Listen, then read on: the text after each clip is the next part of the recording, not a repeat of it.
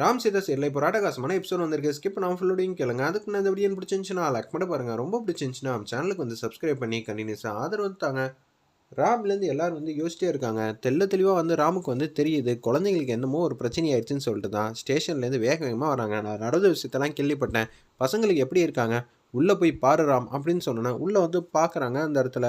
அப்போன்னு பார்த்து டாக்டர் வந்து கேட்குறாங்க, ராம் என்ன நடந்துச்சுன்னு தெரியுமா அப்படின்னு சொல்லும்போது, இவங்க எதை சாப்பிட்டாங்கன்னு சுத்தமாக வந்து தெரியவே இல்லை. அதனால எங்களுக்கு எதை நோக்கி ட்ரீட்மெண்ட் கொடுக்க போகிறோங்கிற ஒரு அபிப்பிராயமும் எங்களுக்கு ஒன்றும் புரியல. இவங்க உடம்பு ரெஸ்பான்ஸ் ஆக மாட்டேங்குது. எடுத்தோன்னே ரெட் கலர் வந்ததுனால எங்களால் என்ன கலந்துருக்குன்னு தெரிஞ்சால் மட்டும்தான் அடுத்த கட்டத்துக்கு ப்ரொசீட் பண்ண முடியும். இல்லாட்டி நம்ம சுற்றிக்கிட்டே இருந்தோன்னா அப்புறம் காப்பாற்றுறது ரொம்ப கஷ்டமாயிடும் அப்படின்னு சொன்னோன்னே பேரதிர்ச்சியாகி நிற்கிறாங்க.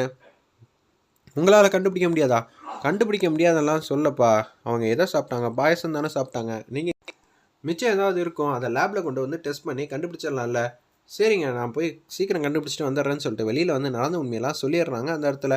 சரி ராம், சீக்கிரம் போய் கண்டுபிடி அப்படின்னு சொன்னேன். வேக வேகமாக ராம் மட்டுக்கு போயிட்டுருக்காங்க. ஒரு பக்கம் வந்து உச்சக்கட்ட கோவத்தில் வந்து அர்ச்சனா வந்து இருக்காங்க. ஃபீல் பண்ணி கதறி கதறி அழுதுகிட்டு இருக்காங்க. டாக்டர் வந்து தன்னந்தனியாக வந்து இவங்க குடும்பத்துக்கிட்ட எல்லார்ட்டையும் வந்து பேசிகிட்டு இருக்காங்க. நீங்கள் வர வேணாம் சுபாஷ் அர்ச்சனான்னு சொல்லும்போது கதறி அழுகுறாங்க. என் பசங்களுக்கு நானே இது மாதிரி வந்து செஞ்சுட்டேனே. அஞ்சலி, சத்யா, பிரியா 3 பேரையும் தூக்கி வந்து இந்த கையில் தான் நான் வளர்த்தேன். கடைசியில் வந்து நானே பாவியாகிட்டேனே. என்னால் இதை தாங்க முடியலங்க. ஏதாவது ஒரு பொண்ணுக்கு ஏதாவது ஒன்று ஆச்சுன்னா கூட இந்த பாவம் 7 ஜென்மத்துக்கு என்னை சும்மா விடாதுங்கிற மாதிரி சோகத்தின் உச்சத்தில் வந்து பேசுகிறாங்க. நான் இது மாதிரி கலந்துட்டேங்கிற மாதிரி கத்துனாங்க. இதை மட்டும் அண்ணன் கேட்டாருன்னு வச்சுக்கேன், செருப்பை கழட்டியே அடிப்பாப்புல. ஏற்கனவே வந்து அவங்க நம்ம மேலே வந்து ரொம்ப மோசமான ஒரு நிலைமையில் இருக்காங்க. சொத்துக்காக ஆசைப்பட்டு இப்போ இதை வேற செஞ்சிட்டோன்னு நினச்சா அப்புறம் அவ்வளோதான், என்றைக்குமே வந்து மன்னிக்க மாட்டாங்க அப்படின்னு சொன்னோன்னே, இப்போ நம்ம என்னங்க பண்ண போகிறோம், எனக்கு ரொம்ப பயமாக இருக்குது அப்படின்னு சொல்லி ஃபீல் பண்ணிகிட்டு இருக்காங்க அந்த இடத்துல. ஒட்டுமொத்த குடும்பம் முன்னாடி உன்னை வாயை வந்து கவர் பண்ணிடுறாங்க.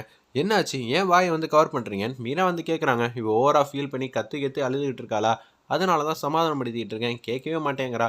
அண்ணா சும்மானு இருண்ணே, அவங்க துக்கத்தை வந்து வெளியில் வந்து படுத்தட்டும்.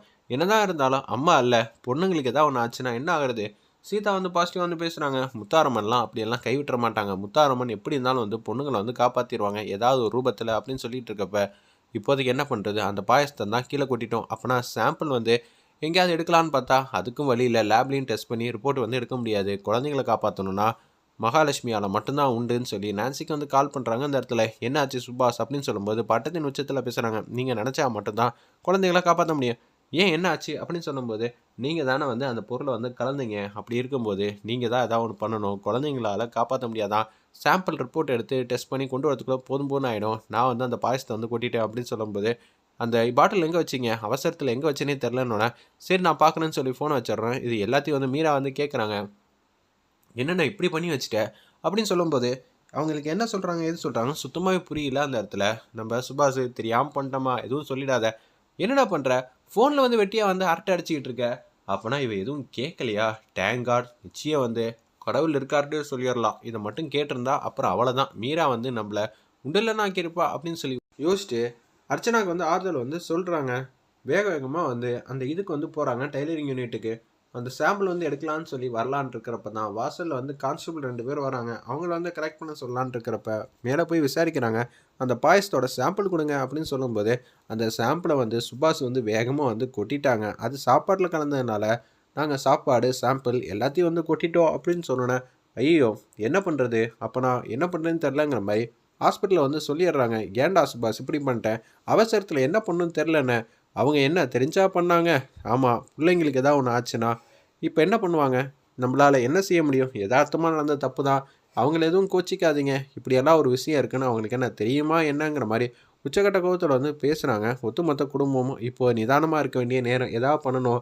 வேறு எதுவும் பாயசம் இருக்கா, வீட்டிலேருந்து பாயசம் வந்து இருக்குது. ஆனால் வீட்டில் இருந்த பாயசத்தில் எதுவும் பிரச்சனை இருக்குமா தெரியல. லேபில் கொடுத்தா எல்லாம் தெரிஞ்சிடும் சொல்லிட்டு வேக வேகமாக போகிறாங்க அந்த இடத்துல. நம்ம செல்வி, சீதா, ராம் எல்லாரும் வந்து வீட்டுக்கு வந்துகிட்டு இருக்காங்க. அப்போன்னு பார்த்து அர்ச்சனா வந்து ஃபோன் அடிக்கிறாங்க. கிச்சனில் தான் அந்த பொருளை வந்து மறைச்சி வச்சுருக்கேன். நீங்கள் வந்து அந்த கிச்சனில் அந்த பாட்டிலில் வந்து மறைச்சி வச்சுருங்க. அடி பாவி, செய்கிற தப்பை இப்படியா செஞ்சுருப்ப. அப்போனா என்ன மாதிரி பிரச்சனையாக இருக்குது தெரியுமா. வீட்டில் இருக்கிற யாரோ தான் வந்து பண்ணியிருக்கணும்னு ஒன்று நீ பண்ணியிருக்கணும், இல்லை நான் பண்ணியிருக்கணும். ஏய், இங்கே இருக்கிறத பிரச்சனையாக்கிற ஒப்பில் இருக்க ராம் இடத்துக்குள்ளே ஒழிச்சு வச்சிருந்தோன்னே கிச்சனுக்கு வேகமாக வராங்க. எங்கே அந்த பாட்டில் இருக்குன்னே தெரியலன்னு சொல்லி அப்படியே எங்கேயும் தடுமாற்றத்தோடு தேடுறாங்க. ராம் வந்து காரை வந்து கீழே வந்து பார்க் பண்ணிட்டு அப்படியே மாடிப்படி வந்து ஏறுறாங்க. யாரோ வரது தெரிஞ்சோன்னே கொல்லையில் சர்வீஸ் ஏரியா இருக்குது. அந்த ஏரியாவுக்கு பக்கத்தில் வந்து நிற்கிறாங்க நம்ம மகாலட்சுமி.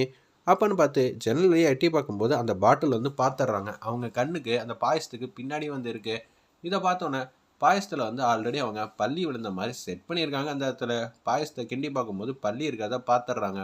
பெரிய பாத்திரத்தில் சமைச்சதுனால அதுக்கு பின்னாடி இருக்கிற பாட்டில் வந்து தெரியல நம்ம ராமுக்கு. பாயசத்தில் இது இருக்கா? அச்சச்சோ, இப்போ என்ன பண்ணுறது? இதை முதல்ல சாம்பிள்லாம் எடுக்க வேணாம், டாக்டர்கிட்ட போய் சொல்லலான்னு சொல்லிட்டு வேக வேகமாக வராங்க அந்த இடத்துல. நம்ம ராமு பின்னாடியே இருந்து பாட்டில் வந்து எடுத்துடணும், ராமுக்கு தெரியாமல் எடுத்துடணும்னு சொல்லி ராம் கொஞ்ச தூரம் நவுந்தோடனே வந்து மகாலட்சுமி வந்து போயிட்டாங்க. அந்த பாட்டில் வந்து கையில் எடுத்து வச்சுருக்காங்க. ராமுக்கு பின்னாடிலேருந்து யாரோ ஒருத்தவங்க இருக்காங்கங்கிறது தெள்ள தெளிவாக தெரியுது. ஏன்னா பின்னாடி திரும்பி பார்த்தா நம்ம மகாலட்சுமி மாட்டிப்பாங்க. உடனே வந்து அந்த கவுண்டர் டாப்புக்கு கீழே வந்து ஒளிஞ்சிக்கிட்டாங்க. அந்த இடத்துல யாரோ இருந்த மாதிரி தானே இருந்துச்சுன்னு சொன்னோன்னே அப்படியே அந்த பாட்டில் கையில் வச்சுட்டு இருக்காங்க. அப்பாடா தப்பிச்சிட்டோங்கிற மாதிரி யோசிச்சுட்டு இருக்கப்ப திருப்பி வந்து குடுக்குன்னு வந்து கீழே இறங்கி வந்துடுறாங்க ராமு, செல்வி.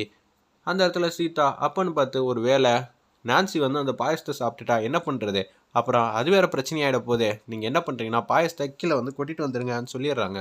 நம்ம ராம் உன்னை கொடுக்கணும் மாடிக்கு வந்து போகிறாங்க. இப்போ யாரா வரதுன்னு சொல்லிட்டு திருப்பி அந்த சர்வீஸ் ஏரியா பின்னாடி வந்து ஒளிஞ்சிக்கிறாங்க பால்கனியில். உன்னை பாயசத்தை வந்து கீழே கொட்டுறாங்க. நான்சி சாப்பிட்டாலும் உயிர் உயிர் தானே. ஏற்கனவே வந்து 3 பேர் வந்து தவிச்சிட்டு இருக்காங்க. அந்த தவிப்பை நம்மளால் கண் எதிராக பார்த்துக்கிட்டு இருக்க முடியுது. டாக்டர் எப்படி காப்பாற்ற போகிறாங்கன்னு தெரிலங்கிற மாதிரி யோசிச்சுட்டு இருக்காங்க. அப்போன்னு பார்த்து ஏதாவது ஒன்று பண்ணி நம்ம பசங்களை காப்பாற்றணும்னு பார்த்தா இப்போ இந்த சாம்பிளை வந்து கொண்டு போய் கொடுத்தா தான் உண்டு.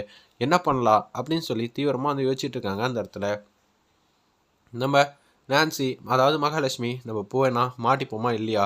முத்தாரம்மா, இப்போதைக்கு குழந்தைங்களை காப்பாற்ற வேண்டிய பொறுப்பை என்கிட்ட கொடுத்துட்டியே. இப்போ தெரிஞ்சிருந்தோம் இதை நான் தெரியாத போல் நடிக்க முடியாது. இப்போ நான் என்ன பண்ணுவேங்கிற மாதிரி பேரதிர்ச்சியாக இருக்காங்க நம்ம மகாலட்சுமி. கார் எடுத்துகிட்டு வேக வேகமாக வராங்க அந்த இடத்துல.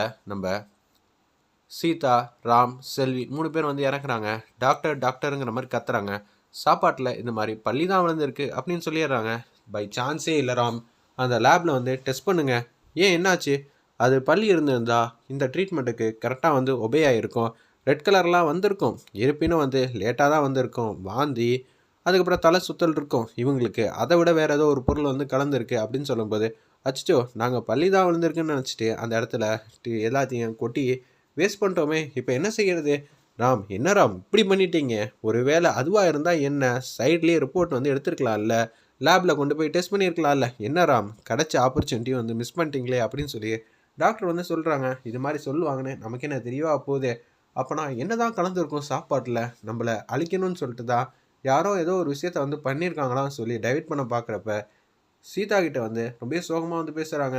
அப்போனா என் பொண்ணுங்க அவ்வளோதானா? இவங்க யாரையும் வந்து யோசிக்க விடாமல் பண்ணணும்னு சொல்லி தான் சுபாஷ் வந்து ட்ராமா பண்ணுற மாதிரி காட்டி இந்த எபிசோட் வந்து அருமையாக வந்து முடிச்சிருந்தாங்க. வெயிட் பண்ணி